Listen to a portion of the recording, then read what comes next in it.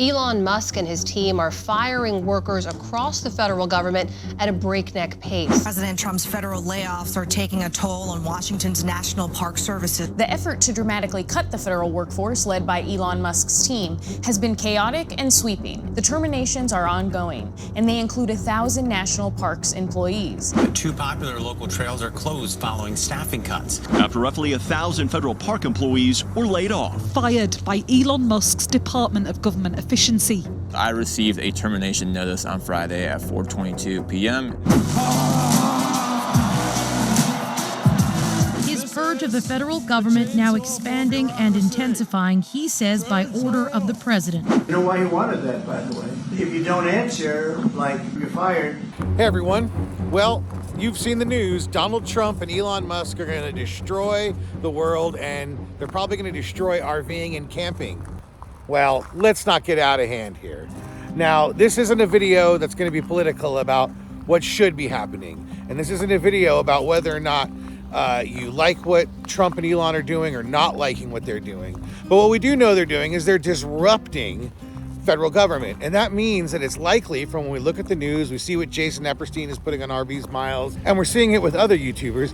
They're talking about it, and it seems that there will be some effect on the national parks. Now, whether that's slightly longer lines, whether that's slightly dirtier bathrooms, or whether or not there's going to be closed gates in some places, I really don't know. And that's the point. Nobody knows. But that's not what this video is about. This video is about if there is going to be a disruption in some of the federal parks and camping this coming summer, what are you going to do about it that's differently? Or what can you do now to sort of prepare for it? So let's go through 3 simple things you can do to make sure that you're insulated against whatever changes or disruptions might be happening this summer in the federal park system. So the first and most obvious thing you can do is avoid the federal park system in the US for your camping reservations. Now, don't worry about them. I'm sure there's going to be a lot of people who go there. They'll be full like they always are. But maybe this is a good time to entertain all the other options you have.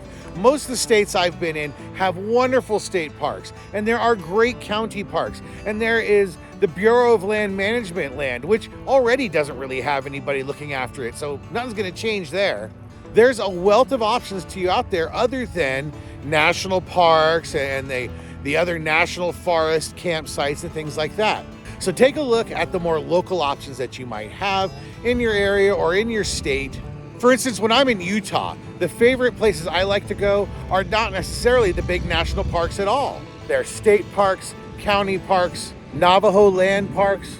There's all kinds of options out there. So think outside the box. And maybe this isn't the year to book a weekend at Yosemite or Grand Canyon. Let somebody else do that. Number 2 is look at private alternatives. There's a lot of options out there that are not just, RV parks. There are all kinds of Campendium and Harvest Hope kind of options. Some of them are free. Some of them require that you just buy something at that farm or at that store.